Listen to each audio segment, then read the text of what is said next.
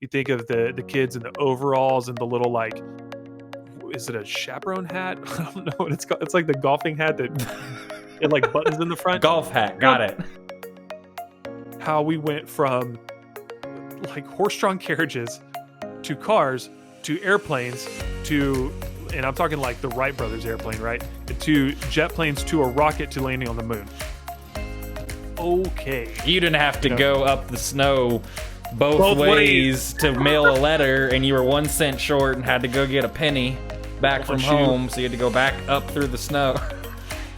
You know, Dad, it sounds like you were just lost in the yeah, Dad, why is there so much snow and why is everything uphill? It's crazy. The input got smaller, the output is now able to become bigger. Yes. You have this motion-controlled baton that you better strap onto your wrist, otherwise that thing's flying through your TV at some point playing tennis. We've all seen the YouTube videos.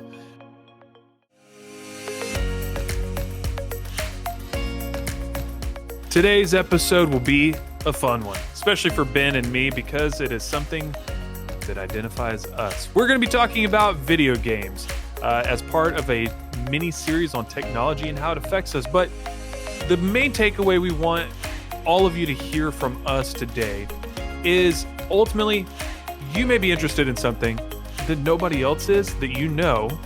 So we want to recommend and encourage you to go find your tribe. And by that, I mean you need to find other people that like and love the things that you do so that you can thrive in the way that only you can thrive. So we're going to be talking about gamers, talking about video games, talking about the industry, how it's affected the economy, how it's affected individuals, how it's given some people a place to grow and thrive, and other people just aren't about it, and that's okay. Ultimately, we want each of you to be encouraged that whatever it is that you do, another thing I do, we've talked about on this show, is I like to garden. I like to do landscaping. Not everybody likes that. Even Elizabeth jokes pretty often about just yesterday. Yeah, the flowers that are dying, yeah, mommy put those together. You can tell that daddy did not. So everybody has their thing, and that's perfectly fine. She can cook like a champ, and I can't. Either way, we want you to be encouraged by today's episode. Right now, the real estate market is hot, which is kind of surprising, but also not. If you're stuck inside all the time, you start to realize just how much space you don't have and you might want. The trouble is, when you get to that spot, who do you talk to? Who do you call? What if you could know one of the top 50 realtors in Austin, Texas, and more importantly, one of my favorite human beings of all time? Well, guess what? You can. His name is Barrett Raven, and he is one of the top 50 realtors in Austin. He works at Realty Austin. He has been my realtor and one of my best friends for the last 4 years. If you're looking for somebody who not only can meet you where you are, but also answer a million questions because he has actually been a middle school teacher, so he's used to it, you should reach out to Barrett and his team at barrettraven@realtyaustin.com. That's BARRETTRAVEN at realtyaustin.com. Have you ever been like, man, I need to read that book, and then you throw out the excuse that you don't have any time? Well, lucky you, we're now all in quarantine and have way too much time on our hands, and we realize that was never a valid excuse to begin with. But sitting and reading a book may actually take up more of your time. And considering you're listening to this podcast, you might be the type of person that prefers audiobooks. I know I do.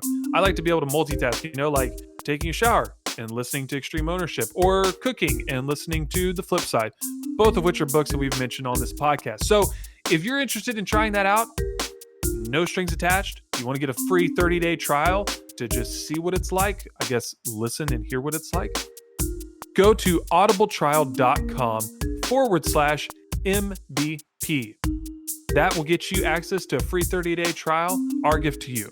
So if you like listening to this podcast, you'll probably like listening to books. Just remember to go to audibletrial.com/MBP. We're going to be starting with a little bit of background history. Now, just so we're clear, yes, I did teach history, and I know it can be a little bit boring, but we're talking about video games here, all right? And ultimately just gaming in general. Here's just an overview to give us a mindset of how people handle any technology that's introduced. You got, and I'm looking at my notes here because I can't remember all these names. You've got the early market, which is involving innovators and early adopters. Then you've got the early majority, and it's like a bell curve. And I'll put up the graphic on our YouTube channel. So if you're watching this right now, you can see it on your screen. But the early majority, the late majority, and then this is a fun word. Sounds like a serious insult. Laggards. I feel like if you have analysis paralysis, like some people I know, you're probably going to end up in the laggards because you're like, well, I want to see how it performs. And is it going to update soon or is it going to be faulty? I don't know. Anyway. Isn't this bell curve, though? So I'm looking at the same notes that you're looking at. Isn't this bell curve like something that I think I had read up some history on it? This is like from the mid 50s, I think. Like this exact graphic. Innovators, I wouldn't early be adapters, surprised. early majority, late majority, laggards. I'm pretty sure they came up with this in the 50s because this was like it was the Industrial Revolution and they were trying to categorize people. It was a real interesting article. Yeah. Well, and I actually took a class in college when I was getting my certification to be a history teacher. I was taking a class called The History of Technology. And one of the things that we explained there and kind of dissected was technology does not mean electronic. That's something that we tend to default to now. But something I used to teach my students that I kind of learned through this class is that the Industrial Revolution didn't ever stop. It just evolved into the technological revolution. And so what that looks like is you've got people that were in factories and you have people tend to think of smokestacks. You think of the kids in the overalls and the little like, is it a chaperone hat? I don't know what it's called. It's like the golfing hat that it like buttons in the front. Golf hat. Got it. Oh, sure. Yeah. Okay. But yeah. And then like kids that have soot all over their faces. There's child labor going on, kids losing fingers. Look it up. It happened because they could fit in small spaces. And so the bosses would tell them, hey, go fix this thing. Well, they'd fix it and the whole machine would kick on and they'd lose an arm. I know it's graphic, but it's history. So history, technology, you just like to give an example. I used to do this with my students. Again, welcome. You're in my class now. But we went from Morse code being sent over telegraph to a landline telephone where you could talk to somebody to then you've got the telephones with the operators, then telephones with no operators, then you have a wireless phone, then you have not just a wireless phone at home, but also a wireless phone in your car. And then it's because it's moving, it's now your mobile phone because it's moving with you. Then we all of a sudden evolve into a text message, which sounds like it's so commonplace now.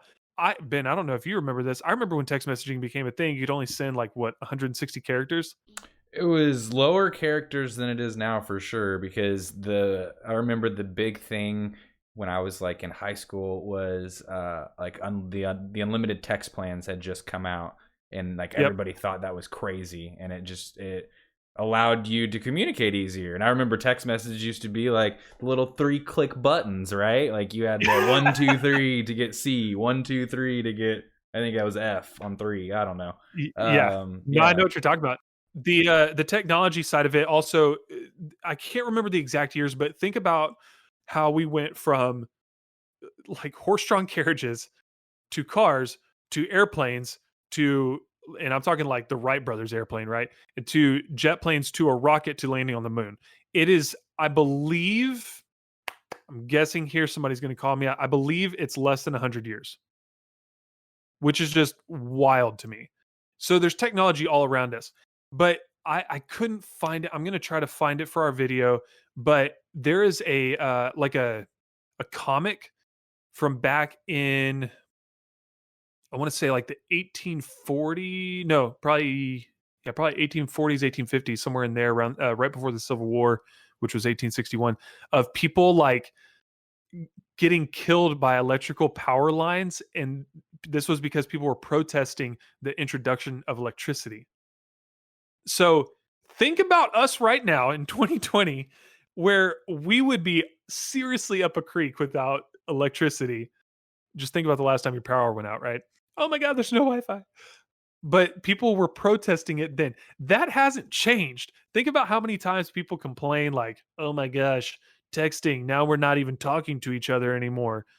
Bro, I can send you a text in a quiet setting. I can't get on my phone and talk to you because my 3-year-old's screaming behind me. So yeah, no, I'm not going to talk to you on the phone. But there's always pros and cons. So Ben, what are some pros and cons? I know you've got some written down here. I'd love for you to share them. So yeah, I was gonna. So with the introduction of technology, as technology has improved, efficiency overall as a whole Yeah. has improved just in general. How we manufacture, how we communicate, how we, I mean, do everything. Technology is a time saver, a huge, huge time saver. Imagine, at one point or another, you had, I'm thinking of this as an example, a telephone operator, and like you actually had Yep. an operator who all of the lines came into one hub, and then you had somebody connecting the lines so people could talk to one another. I think of The Marvelous Mrs. Maisel. If you haven't seen that, Ben, you probably haven't because you don't watch anything. I don't watch television. But they have the operators there, and Maisel is one of them, and she ends up like striking up a random conversation, and it almost gets in trouble anyway. Yeah, But well, I think the big pro to, I mean, really the Industrial Revolution and when tech started to take off is communication. Like, imagine this group of people has an idea, way across the world, right? And then there's another person on the other side of the world that's privy on that exact subject. They're very, very genius, and collaborating these two groups together would be fantastic, but they just had no way of effectively doing it, barring jumping on a boat and going across the ocean, or traveling thousands and thousands of miles, or just traveling in general. Let's talk about travel. Travel is in like technology. Where would we be without tech? I think we'd still be in a canoe, we would still be in a canoe, and I think have a horse carrying us around. the efficiency and communication, I think, are like two big things that have shaped society as we know it. But there's also some cons to having technology. So because of our extreme dependability on technology, when things crash, bad things happen. So, i.e., when lose their minds. say again. People lose their minds. Yeah, well, like, think about when you lose your internet connection. Like, I don't want to. well, there's not, with the world that we live in today, everything is mobile, cloud, technology. It just is. I think of it to kind of like compare it to something else. It'd be like if a bridge was out, right? I mean, if you're trying to get like old school, okay, you're trying to get from one place to another, you're trying to go to market or whatever to sell the cows that you raised forever or whatever. And then you get to the river and the bridge is out. Like you literally can't do your job. Right. And therefore can't be a family. And in the same way, the interwebs, the Wi-Fi is like our modern day highways. They're just invisible. Right. So we can't do stuff that we need to get done if we don't have that. Yeah. Well, and that when things are down and we don't have, if there's a service that's down, it makes life almost sedentary. Like, have you noticed that as I get older, I notice that, like, when I don't have something to, if I'm not working, I'm usually doing something at home that has to do with tech. If these things aren't working, what am I doing? I'm probably sitting on the couch staring at the wall. I feel like society as a whole has become so dependent on technology that when it goes down, people don't know what to do. And because technology is increasing at such a rapid rate, it's really dictating how society is evolving, how we communicate, how we socialize. I mean, it's really dictating everything, because how we socialize now isn't the same how we socialize even 15 years ago. Yeah, for sure. And I think that if you look over the spans of human history, our communication methods change all the time. It's like, well, back in my day, we used to handwrite letters to each other. And then one day we used to call each other. And now it's like, back in my day, we just text each other, which is like writing a letter anyway. Yeah, but you don't know how to write in cursive. Okay. You didn't have to You know, go up the snow both both ways. ways to mail a letter, and you were 1 cent short and had to go get a penny back One from shoe. home, so you had to go back up through the snow.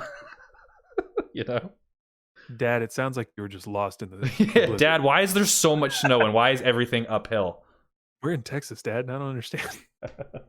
Dad, there's not snow. One of the notes we had here was like leads to a shortage of jobs. I think it just kind of evolves the job market, right? So you take away like the telephone operators, but then maybe that telephone operator, I don't know, becomes like a service representative or something. So there's repurposing in the same way you could have. You may not have people that are installing landlines anymore, but now you have people that need to repair cell phone towers. You need to have customer service representatives that are ready for mobile phone carriers, that sort of thing. And You have so linemen, people have to work on the physical lines. 100%. So on one hand, you have certain aspects of industry disappearing, but you also have certain aspects of industry being created. And so it's a very unique, malleable method that we tend to work within when it comes to technology. But that's kind of like our overview, our history of technology as a whole, and we will most likely be coming back to that. As I mentioned before, we're going to be having kind of like a mini series. So today we're talking about games. Next episode, we're actually going to be talking about movies and TV shows. We'll have a special guest for that one, Mr. Sean Chandler, and then we'll also be talking about social media and how it affects us. I'm sure so many people were like, "Oh, that should be interesting." But for today, a good topic, yeah. yeah. It's a good and terrifying topic all at the same time. But games are a really ancient concept. People have been playing games for a long freaking time. Ben, how long? Well, actually, I was doing some research for this podcast. In my research, they found 3,000-year-old die in Iran.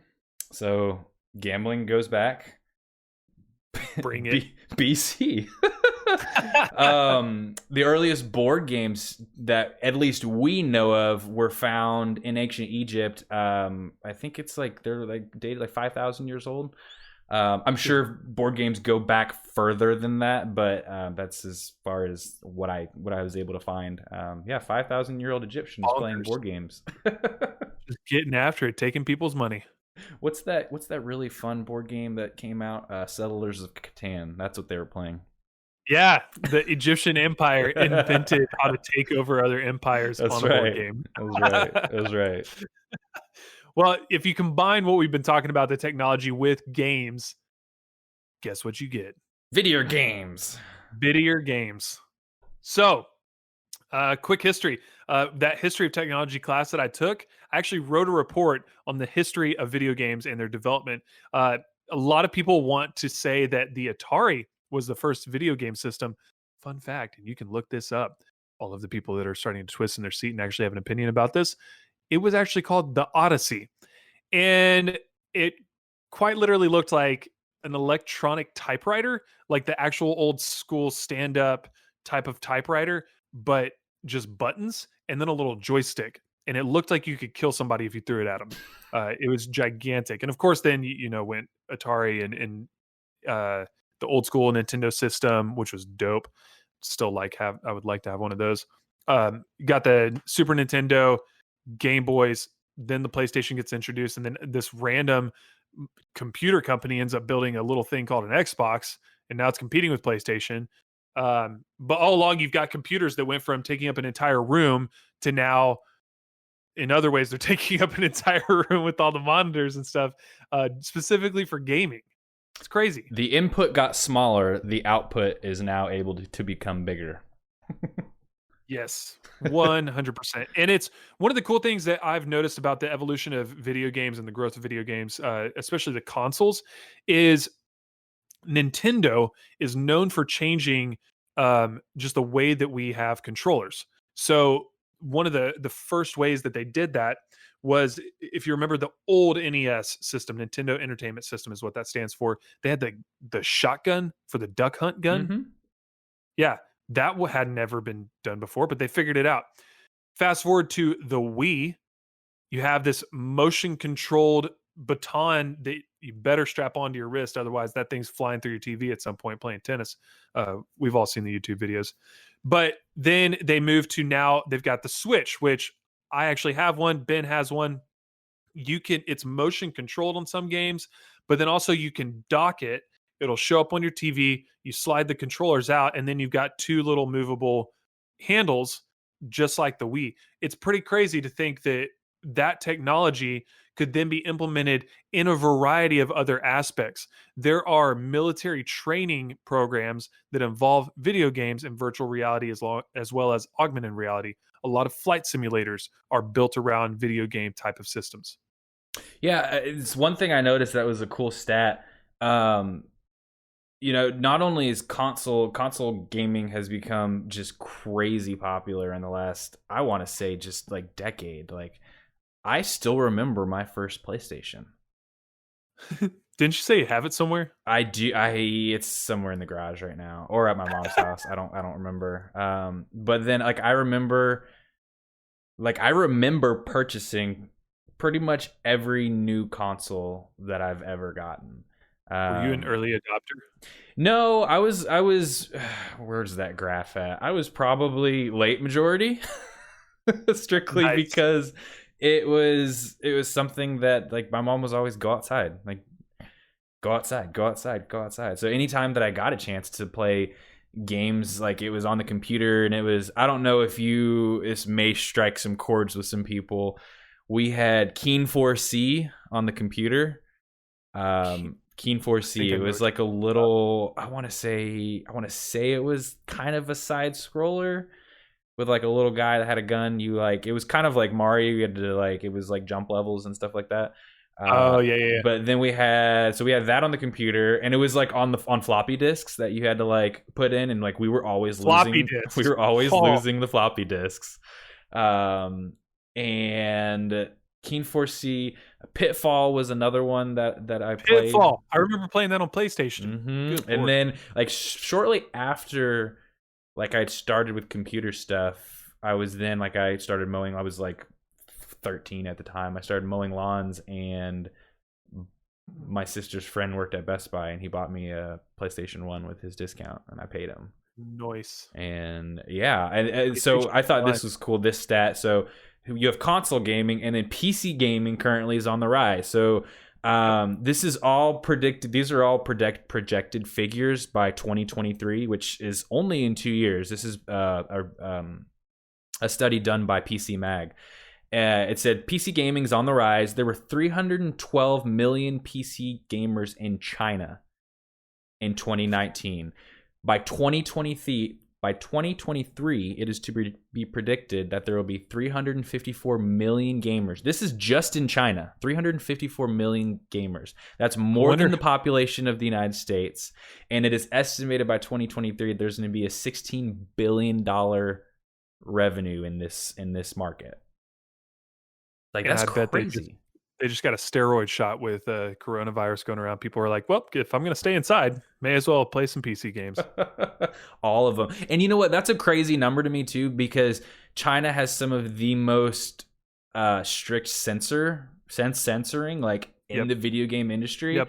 So they don't even have all the titles that the rest of the world has, yet they have so many people. Granted, I guess with so many people there, it's bound to happen. But those numbers are just so astronomical. They're huge.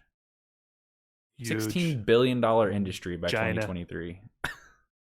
Yeah, and we're gonna break down some of those numbers to give you kind of like a ballpark.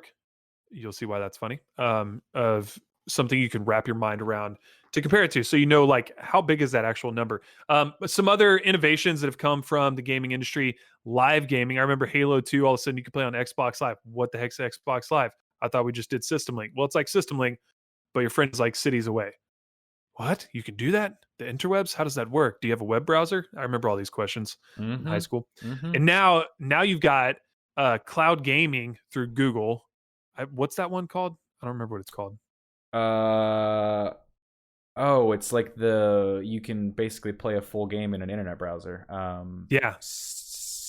I know it starts with an S. It does. But that VR, virtual reality gaming, I heard somebody on the radio once say that we're about 10 years away from being able to play a full scale game like Ready Player One, which would just be bonkers. But right now, it doesn't seem so far in the future.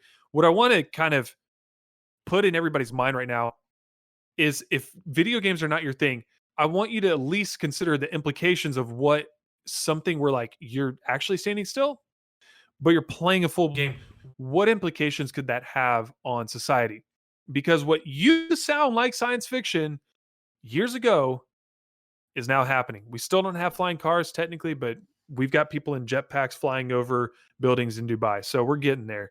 But different types of genres happen in gaming. You've got RPGs, which are not rocket propelled grenades, they're role playing games. Those games tend to force players to problem solve. They tend to teach you how to manage your resources so that you don't fail and lose at the game. Because I know video games get a lot of bad flack about, oh, it's just this mind numbing thing. There are a lot of different types of video games. Tetris will teach you how to problem solve, it'll teach you how to do puzzles. Also, you have first person shooter, FPS. That tends to be your stuff like Call of Duty, Halo. What are some other ones? Black Ops. Still Call of Duty. Doom. Destiny, Doom, yeah, anything FPS. Counter-Strike's a real popular one. Valorant that just came out and dropped by Riot Games was a big one that's out right now. Actually, Valorant is like the new and improved what is it? Counter-Strike. Very similar feel. So yeah, there's different types of, so far we've had consoles, we've had controllers, we've had content to run with the C's. That's the different types of games that we have. And what we're going to get into now, and just kind of, I want to make sure that we hammer a solid point home, which is the stereotype and the stigma around a gamer is a very false stigma, false stereotype. It doesn't fit anymore. I want to give you some explicit examples of people who you may not have known play video games. Henry Cavill, for starters, you know, Superman, Man of Steel, also most recently the white-haired Witcher, which The Witcher also was a video game, is a video game, and is a book if you really want to get into it. He plays those games. He plays The Witcher. That's why he wanted that role. He actually auditioned for it saying, I want to play this role because I played this video game. He almost missed the audition, I think, for Superman because he was playing World of Warcraft on his computer. 100%. A couple other names. He was in a raid in the I watched a video on this. He was in a raid and whoever the producer, the casting director, whoever called him, and he actually ghosted them. It went to voicemail and they were like, "Hey, we wanted to let you know that you had the role. Call us back." And like he actually got through his raid and like played till that evening and then checked his phone and was like, "Oh, snap." Whoops. Yeah. So I want to run through a list of just some famous names that you may not realize. And if you don't know who these are, you can look them up. Jack Black, who most of us know. Olivia Munn. He streamed on Twitch. What did he play? On Twitch. He plays like variety. He plays a lot of stuff, but he does stream on Twitch. Yeah. Love it. Yep. Jack Black, Olivia Munn, Zac Efron, Mila Kunis, Michelle Rodriguez, Michael Fassbender, that's Magneto for some of you that know him, the late Kobe Bryant, Conan O'Brien, Lil Wayne, Seth Rogen, Daniel Craig, got another action-packed stud over here, Michael Phelps, Samuel L. Jackson, of course, Drake. And then the next few names I'm about to read are all part of a private Xbox gamer clique set up by, first name, Will Arnett. He's in Arrested Development, Job, however you want to say it. It's Job, but you know. Will Arnett, Justin Theroux, Jason Bateman, ESPN 8 The Ocho, Bold Strategy Cotton, and then last but not least, Jason Sudeikis from SNL. All those guys are on a private little gamer clique on Xbox. I wish I knew their gamer tags. I would add them. But that just, I want that to kind of paint you a picture that this whole stereotype of like gamers being this like pasty, overweight, single guy that lives in his mom's basement, doesn't contribute to society whatsoever. I mean, I hope you can see that that stereotype does not fit. Maybe in Jack Black's case, being pasty and overweight, but he is still Yeah, but hands down he one of the knows he's pasty and overweight. That's what makes him yes, funny. exactly. So he's contributing to society by making all of us laugh. Um, Something that I did in a group that Ben and I are a part of, because you don't have to be a dad to be in it, but from the dad, which is like a group. I think the dad is might be an organization, but specifically the dad gaming group on Facebook. I reach out and I just ask people, what what's your job title? And then what's one hobby you have other than gaming? I had right now, I think there's like over 380 comments on it. It's Um, absolutely mind blowing how many people it's responded. stupid crazy. Yeah. I cannot go through every individual response. So for those of you that are from that group that are listening right now, I apologize in advance. But you guys are way too supportive and you gave me way too much information to dig through. Um, but I'm going to kind of clump these together. We had many that were in IT. We had firefighters, a lot of firefighters, including one that was a Department of Defense firefighter. That's somebody who has special security clearance to be able to put out fires that are like the Pentagon or something. You can't just run in there with a hose and expect to, see things that you're not supposed to see.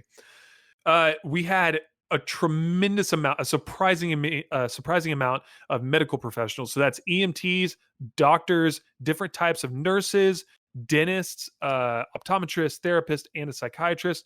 We had a cardiac RN, a surgical RN. We had a lot of people in sales. We had many in military. I know that's something that military members do, but I mean, we had like a guy. I'll give you the exact. What was he? A health physicist in the U.S. Army, and he was a prior nuke mechanic. That's right, a nuke mechanic in the U.S. Navy. He plays video games. So we have a lot of military. We have many in finance. So people that are handling your money, accountants, CPAs, financial planners. We had a handful of lawyers, personal injury, a crazy one, intersectional law and economics. Like I'll read you his specific one in a second. Had a lot of teachers, warehouse and factory workers, stay-at-home dads and moms. There were some moms that are on that group that it's really cool. Truck drivers, people that work in restaurants, servers, chefs, bartenders, kitchen managers. We had a lot of tradesmen, welders, electricians, plumbers, installers like home entertainment systems, water treatment technicians, and a titanium quality control inspector for Arconic slash Howmet Aerospace. It just sounds really smart. Like you have to be really smart to do that. And on top of all that, we had a few engineers thrown in. Now, to give you some specifics, and I am intentionally walking through all of these because I want to take some time so you understand the type of people that are playing video games right now. A union chairman and negotiator, a director, producer slash coordinator of worship for a historic metropolitan church. I don't know which one. That's all he said. One guy is a PhD candidate studying organic chemistry at Penn State. Big brain guy. A lock and dam operator on the Illinois River. This one's cool. Boeing 747 and 400 pilot. He said that he's doing a lot of DIY projects right now because he's not flying a whole lot. Can't imagine why. The health physicist in the U.S. Army, the nuke mechanic guy. A professor of psychology. A journalist. This was a real cool one for me. Really hit home since I'm a former teacher. He was a high school social studies teacher slash coach, and he also owns and is the head trainer of Champion Sport and Fitness. So a dual job there. I I hate it when teachers have to have two jobs, but it sounds like this guy, being a coach, he also has this like training thing on the side that he probably really loves. There is a corporate executive, online banking fraud analyst, and then this guy said he's an attorney by education, but now he's responsible for major capital infrastructure projects. And this was the one that really caught my eye. A dual licensed attorney, both in the U.S., New York, and in Mexico, who specializes in intersectional law and economics, specifically antitrust, market regulation. Pretty crazy. Another guy that makes prototypes and movie props. Um, as for the hobbies, here are the other hobbies that people have that are outside of video games. Video games are just one of them. Movies and TV shows, like to watch those. I'll count myself in that group.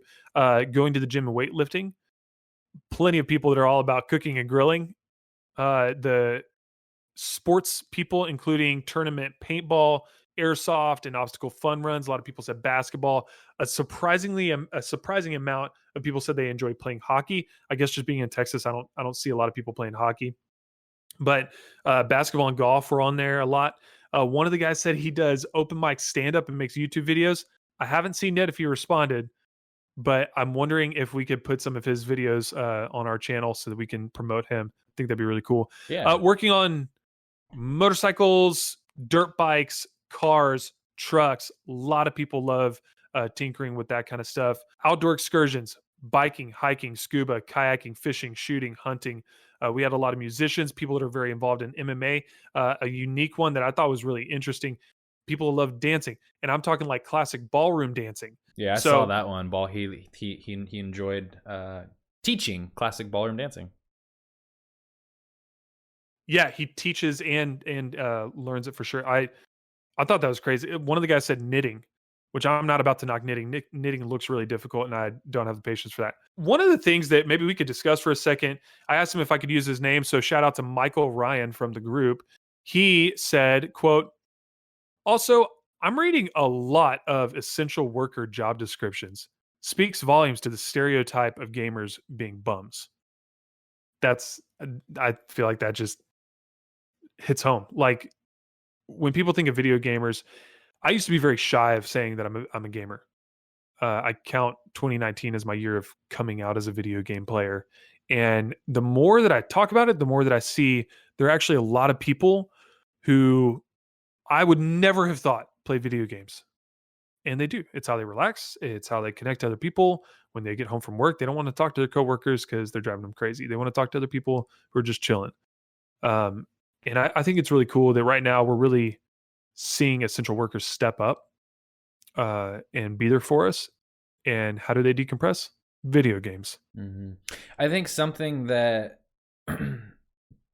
is that people don't want to discuss is I think that video games is something that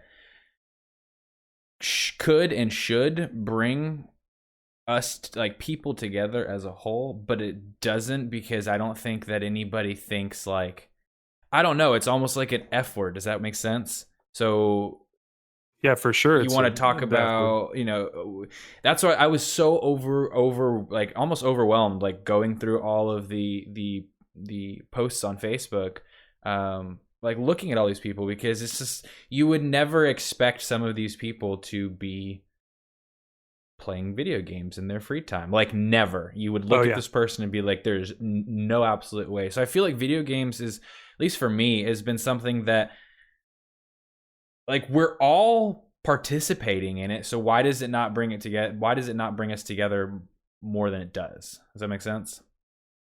Yeah, and I think that we're starting to see a turn, because I feel like board games are starting to come back. Maybe I'm just getting older. I don't know. But I feel like board games are starting to come back, and I feel like video games are starting to be talked about a lot more commonly. And I think that we're starting to get rid of the stigma that if it involves a computer or electronics, you're a nerd. Probably, not to put words in her mouth, but probably one of the same reasons that your mom was like, always, you know, go outside, be outside, go do things outside, because that's what was expected of you. Right. You're a boy, so you're supposed to go outside and get muddy and get dirty and go catch snakes and stuff. I don't know. Right. Playing video games kills your brain cells. That's what she would always tell me. I do plenty of things that probably kill my brain cells. Playing video games just added to the list. But yeah, I think it's really interesting that gamers get a lot of flack. And I've always realized that it comes from people who are really into like football and sports. And they're like, oh, you play video games? Well, I was the high school football captain. And so I'm like, dude, I was a captain on my football team. I still like video games. I don't understand. Yeah. So I don't understand what the deal is, but I love the fact that the reception that I've had from other people who are gamers is a lot more welcoming than other circles I've previously tried to insert myself in. I want to give a shout out while I'm even thinking about it, specifically to Ruben Qualls and the other admin of the Dad Gaming Group. That group, and Ben, you're part of it. That group is hands down my favorite and most like wholesome group I'm a part of on any interwebs anything. It's extremely non-toxic. You want to talk about the Facebook getting really toxic? That group is awesome, and I really love the job that they've been doing there. So it's very welcoming to a lot of people. Like I said, there are even moms that are a part of that definitely aren't dads, but yet they play games, and so they needed a place to be, because I don't think there's a mom's video game group. So Oh, I'm sure there is. It's just this group is so, it's actually crazy. It's almost every other day or every few days I see somebody specifically make a post calling out the group and saying, "Hey, you guys are awesome. We really appreciate you. yeah, This yep. and this." It's always, I have been floored with how nice people are. It's almost like everybody behind the keyboard nowadays is just ready to speak their mind no matter what, and be hurtful and be big behind a keyboard. And it's just like this giant group, because it's a big group. How many people are in that group? I don't know. And if I looked it up right now, my internet would probably die because so many people are commenting on that post still. But it's just a giant organization of people who are nice to one another. It's fantastic. Yeah. Yeah. It really is. I think that it's also I think a big part of it is that you're dealing with a lot of dads, and there's definitely a softness that happens when you have a baby, and you start to realize, like, man, it is not worth it being a jerk, you know. So that kind of translates into, it infiltrates that group setting, to where all the dads are like, why would I be mean to you? Like, I don't know you. You're probably doing your best, man. I don't know what's going on. But like, other people don't ever see it. Like, if you're not a dad, and I'm specifically thinking of like the Call of Duty Warzone group, dude, people just straight up blast you. And I made this joke earlier, like, hey, here's a clip of something that I did that I thought was really cool. Next person in the comments, hey, here's 11 reasons why you're a terrible human being and you're not worthy of my praise. And it's like, bro, I was kind of excited. Like, I was excited about it. You're like, here's my clip. And they're like, you suck as a human being. And you're like, yeah, thanks. Exactly. Here's my video game clip. You're a terrible father. I'm sorry, what? It doesn't make sense. So I want to jump into some stats of like just the craziness that is video games. Some of you that are listening to our podcast, just got sideswiped by us talking about video games. And you're like, I'm sorry, what? What are we talking about? But I want you to know just how much money the video game industry brings in. So, for one, you got to know that, like, Travis Scott had a concert on Fortnite. There were 13 million people worldwide in that audience, which I'm pretty sure breaks any record of audience attending a concert. Yeah. Now, I don't know if like they held the previous record with they did the Marshmello concert, yeah, and it was like 9. Yeah. I think it was like 9 and some change million. And then they did this Travis Scott concert, and it was like, I think the first weekend it was done, or I don't exactly know how the event was done in game, but it was like 12,900,000 people, and they were, I mean, it was still counting. So that's crazy. That's bonkers. So just starting with that, let's see how much money goes into this. According to Statista, in 2018, the NFL, in 2018, I'm going to try to use the same year here. In 2018, the NFL collectively made $14.48 billion. In the same year, FIFA made just over $5.4 billion, according to the Wall Street Journal, for the World Cup in Russia. Now, given that's not like soccer worldwide, but for just to give you a reference, the World Cup made $5.4 billion. According to Business Insider, in the same year, 2018, the video game industry collectively made $119.6 billion. That's some green. That's a little bit more than the NFL. Just a touch. Just a touch. Yeah. That's crazy.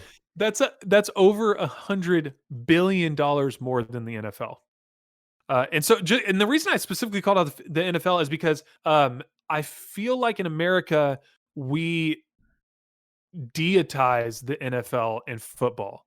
We do it through the what is that? The fantasy football. We do it through the sports that we prioritize, especially in the South. Man, we think that high school football is it. So our stadiums are larger than some college stadiums. It's crazy.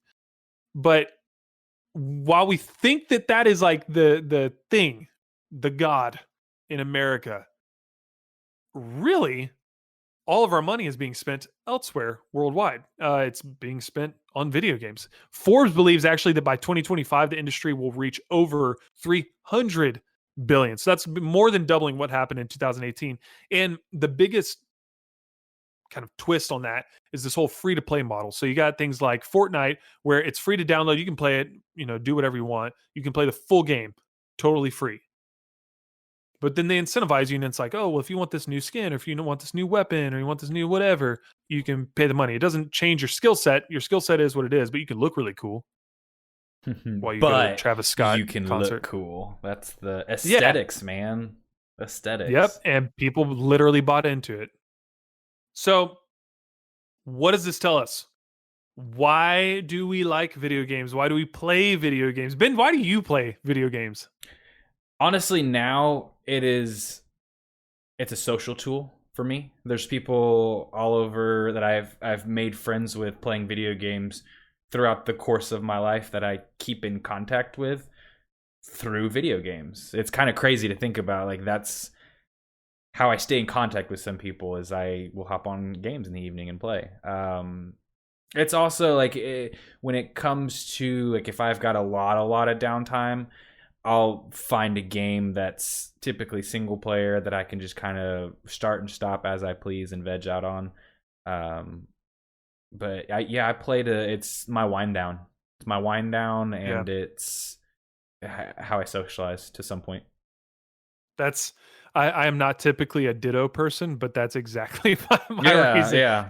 It's twofold. It's the same coin, two sides, right? On the one hand, as I put it with Elizabeth, because when we got married, I was like, "Hey, I like to play video games," and she's like, "I don't get it." But the way I word it to her is that I live my life every day where my decisions affect somebody else. So to then, at the end of a day, not every single day, but at the end of a day, I can go play video games where my decisions are not having any weight or bearing on my children's lives or my wife's life, or heck, even my life outside of sitting there, is a really nice, relaxing setting. On top of that, people are typically having fun, unless, somebody, we call it rage quitting. For those of you that don't know the terminology, it's when you get just everything handed to you and you want to break your controller in half, and so you quit. Everybody's got aimbot, you're lagging, everybody's just cheating. There's no way he could have killed it. He just lasered me. There's no way. There's no way, man. What did that guy have? A sniper? It was a Magnum. All right, so that's why I play it. That, and then also just the social aspect, especially right now being in quarantine. Like, I'm sure some of you saw the articles about like the amount of gamers that all of a sudden created new accounts, or PlayStations that are bought, or Xboxes that are bought, and like, hey, how do I build a home gaming PC? All those things went through the roof because you're stuck at home now. So how are you going to talk to all your guy friends or girlfriends? And like, I mean, you could call them, you could FaceTime, you could do Marco Polo, whatever, but I'd rather be doing something with my friends. So gaming, that's the thing. So I wanted to drop this is like, guys, y'all got to know this about me by now. I like throwing in like the science behind it, the study, the article. I'm sure Ben is like, dude, just move on. I like it. But, no. I like it. Okay. I like it. That's why I'm here. So according to a website called PsychReg, there are three, for those of you that like lists, there are 3 reasons why we like video games: competency, autonomy, and relatedness. Competency. We like to feel like we are good at something, and we like to be recognized for it. We want to know that we have mastered a situation, and we enjoy the feeling of progressing and accomplishing goals. Go figure. It's the same thing in real life. Uh, that's what the quote says. This is true in life and manifests as our desire to follow a career path, gain promotion, or change jobs, or take up a new hobby or learn something new. So basically, take what you're doing in real life and then just do it on a game. No wonder you enjoy it, right? The second psychological need that gaming appeals to is autonomy, or our desire for independence. Teenagers know this more than anybody. So you wonder why they get into video games? It's because they can do what they want on a video game. We want to feel like we are in control of our actions and situations. Last, relatedness is the third psychological need that gaming appeals to. We like to feel like we matter to other people and like we make a difference within our group or society. So, final quote here, as well as appealing to our basic psychological needs, gaming may also improve our cognitive abilities and enhance our intelligence. So, to all the parents out there who have thought you need to get off those video games, well, guess what? Gaming makes me smarter, Mom. See, like the thing here is, so yeah, I think that when you strip away like the fanciful colors and design and graphics or whatever of a video game that make people for whatever reason turn off, even though you walk outside, you see pretty flowers, you're attracted to it. So colors here, not good. Colors there, awesome. It's because it's outside, whatever. But I think when you strip it down to the base layer of like what's actually happening, no wonder people like video games. No wonder people like Minecraft because you can build things. Maybe you suck with a hammer and a screwdriver, but you can go build an entire empire in Minecraft. I had a kid once do a project for a history class, and he said, "Coach Brown, can I use Minecraft as like my project?" And this is like a straight A student. I'm pretty sure he either got valedictorian or salutatorian. I said, "Okay, we need to define some parameters here." The kid ended up recreating a historically accurate depiction of Jamestown. He had to have multiple references. I laid it all out for him, and then he did like a full big screen display walkthrough of the entirety of Jamestown, and then had slides of pictures of maps and diagrams that he had pulled up. It was bonkers. That kid might have been checked out otherwise, right? Wow. So, yeah, I thought it was cool. That's awesome. I feel like as an adult male, video games are something that are frowned upon. Now, I don't know if it's because of how I was raised in relation to video games, but I've always felt as an adult, it's something that, oh, you're 30 years old and you play video games. Like, why are you doing that? You should be being productive. You should be paying attention to your family. You should be, pouring into your wife. Like all the stereotypical things that a husband should be. I've always felt, me personally, that it's something that's frowned upon in society. But in my opinion, it's just something that as time goes, it's becoming more prominent in really in our culture as a whole, and pop culture, and marketing, advertising, business. Like there's money in video games, so it's made its way to the forefront. But I still feel that discouragement of, oh, well, you're an adult male and you don't need to be playing video games. That's child's play.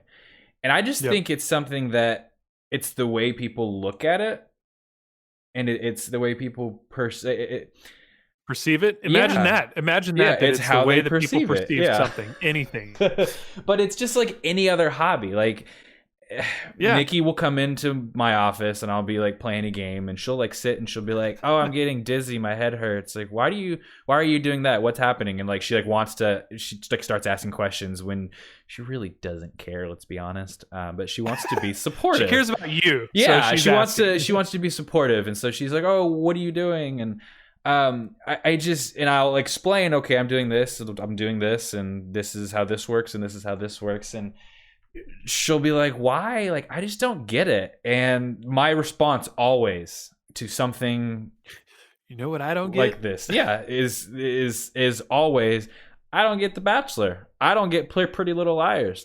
I don't get The Bachelor is about one guy or one lady dating 20, 30 different people. Normally in everyday life, women are like, oh my gosh, this guy's a pig. Oh my gosh, this girl's whatever. But in this framing In this setting, it makes for great TV. in this setting. Oh, look, we're entertained. And but again, it comes like, who am I to judge? Like, I've sat down and watched The Bachelor with Nikki. It's entertainment, good or bad. It's entertainment. Yep. Binge watching TV, guys who, there's people out there who like woodworking. There's people out there who like working on their house, doing projects. All of that is okay. I think that it would be, and maybe it's just within me, I don't know, but I've always felt like a black sheep being a middle-aged guy who plays video games. What about you? Like, I don't know, is that No, I mean, there's a reason that I said it's not quite a joke. Like, 2019 is when I decided I'm going to start telling people and be confident about it. Like, no, I am a gamer. Yeah. Because previously the responses I would get were like, you play Call of Duty? Isn't that for like teenagers? Yeah. Or you're playing Apex Legends? Like, you think you're some like, I don't understand. What is that? So what, don't you have kids? Don't you have kids that you're supposed to be a dad to? It's like, I'm sorry, what? Well, and all of these questions are Like, condescending. Like, it's just every like, time. yeah, and Every time. It's like, And what's weird is the only people who would even give like a cool response are other people that play video games. I remember I was at the eye doctor, and I'm sitting there talking about I was talking about my Elizabeth's birthday back in January, and I said, yeah, we're really excited. It's Elizabeth. Just small talk, it's Elizabeth's birthday. She said she wants to play like Mario Kart, and Mario Party, and so I've got the Switch. I just don't have the game. And he goes, "Oh, I've got Mario Party. I'll let you borrow it." I was like, "Wait, what?" My eye doctor just straight up like, "Yeah, sure, you can borrow it." And it ends up we both enjoy playing the Pokemon Sword and Shield on it. We both had a Switch. We ended up adding each other as friends. He's wanted to check out Apex Legends, and all of a sudden we're friends. And now, like, we have a much different friendship dynamic than we did before, all because I just was flat out like, yeah, we're gonna play video games for Elizabeth's birthday. She ended up not playing them, but it's whatever, it's fine. So it was really cool to see that reaction from another gamer. But a lot of the times, especially people like my parents' age, it's just another one of those things they don't get. And I'm sure when Charlotte and Lily are older, they're gonna be into some stuff that I'm like, I have no box in my brain with which to put that in, and I don't understand it. But okay, if that's something you're into. That's how TikTok came out, or TikTok came about. Yeah, it started with the young kids, didn't it?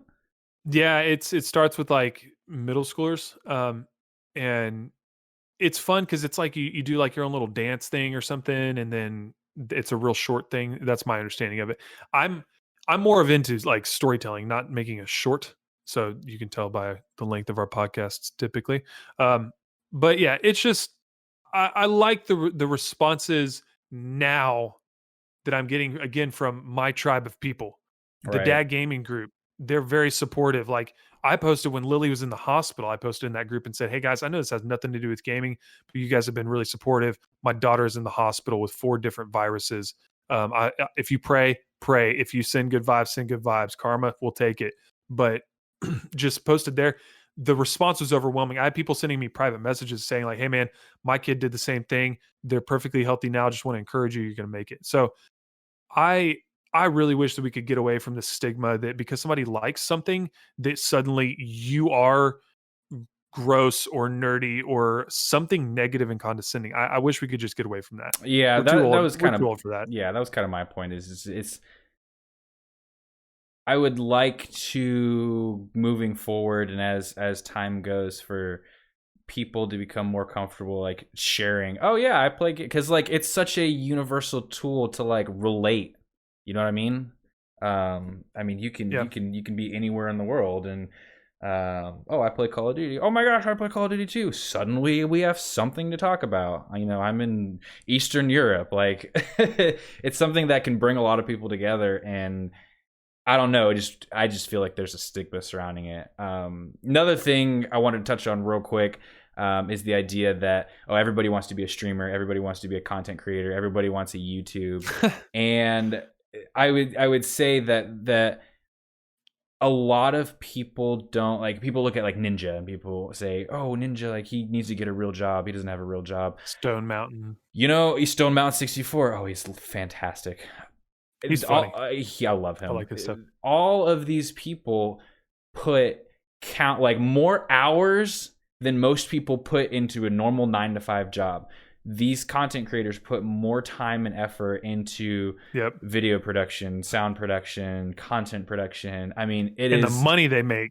Yeah, well, the money exactly, and so the money they make is just like any other entertainment industry. It kind of like, as normal people, you're like, that doesn't really make sense. But like when you start thinking about marketing and advertising and numbers and this, that, and the other, you're like, okay, well, that makes sense. I can see where he would make that much a month. But it all starts with like the amount of hard work that these people had to put in is just astronomical. The amount of work that these people put into making content for people to watch on the internet is just, they're worth, they deserve every penny that they get.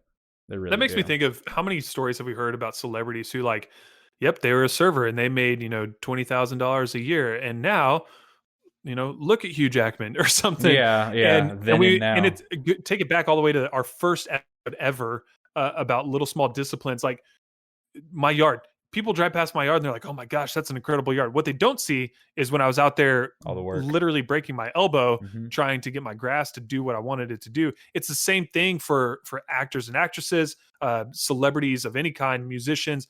People see when they've made it, but they rarely see all the journey, destructive steps along the way that finally built them into who they are. So they have a lot more respect turning around the people who are trying to make it just a little bit. Us even doing this podcast, I've already had people reaching out saying like, "Hey, I've been thinking about doing a podcast. How do I do a podcast?" Well, guess what? We're actually going to make a video that tells you all the equipment we use, whatever process we go through. But for now, my question to you that are thinking about streaming, thinking about podcasting, thinking about being a musician, an actor, whatever it is, you need to really ask yourself, do I just want to do that thing and have arrived? Do I want to play drums? Okay, you may want to play drums, but do you want to practice playing drums? Those are two very different things. Do you want a podcast? Sure. Do you want to put in the hours and the typing and the researching and the equipment purchasing and the money and all that to have your podcast? Those are the things that you need to think about. So I would just encourage you that are considering doing something like that, really put some thought and effort into it. And if you do, then we're here. Let's freaking go. It's a lot of work, but some people that's where they shine. That's what they were born to do. So yeah. So our encouragement for you that have been watching this, we've said it a few different times. We just want you to be you. If you're a gamer out there, reach out to us. Just give us a shout, a like, something like that to let us know that you heard the message loud and clear. For all you dad gaming guys and gals, we thank you. Thank you for chiming in and giving us your input. We hope that by you doing that, it has then encouraged plenty of other people to be themselves, even if they're parents and they feel like it's frowned upon for them to be playing video games. I want to say again, thank you to all my friends who play video games with me. Ben, Michael, Pete, Craig, plenty of other people that I'm probably going to forget names of. I'm just kidding, I don't forget names, but there's too many people to count because I really have found my tribe, and I hope that those of you that are listening or watching this can do the same. On next week's episode, we have teased it quite a few times. We will have Sean Chandler on as the guest. Sean has a YouTube channel of over 150 subscribers. 150, geez, that'd be weak. 150,000 subscribers on his YouTube channel. He does movie reviews and lists of the 10 greatest hits at the box office, but people didn't enjoy them. I think it was one of his most recent ones. But he's going to be on our show. We're going to be talking about the same way that video games, how does it affect us and how does that interplay with our society? We're going to be talking about how movies and TV shows also can affect it. How do they affect our psyche? Why do the things the way that we respond to them? That sort of thing. A darker undercurrent of what we enjoy and what we don't enjoy. Who knows? I feel like Sean would. So be sure to tune in next week on the next episode as we talk about movies and TVs and how they affect us. And in the meantime, go check out Sean Chandler's channel. It is Sean Chandler Talks About. Look it up on YouTube. You'll find it. The Office and How It Changed Your Life. In all the right ways. Such a good show. As always, guys, you can connect with us on Facebook, Twitter, Instagram, at actualnbp. Again, you can email us actualnbp@gmail.com. Don't forget about our Audible trial, audibletrial.com/mbp. That'll get you the free 30-day Audible trial. Go check out some books that you've been wanting to read. If you love the podcast, tell your friends and family. Tell everybody. Share it. Just don't spray paint it on the wall. That'd be Don't frowned spray upon. paint it because then we get in trouble and that's not good for anybody. Share, comment, Sharing is like, caring. subscribe. Just interact with us, guys. Yeah, this we'd love is to for talk you. to you. This isn't for us. Yeah, that's all But I otherwise, got. have a fantastic week, and we'll catch you next time. Love you. Bye. Peace.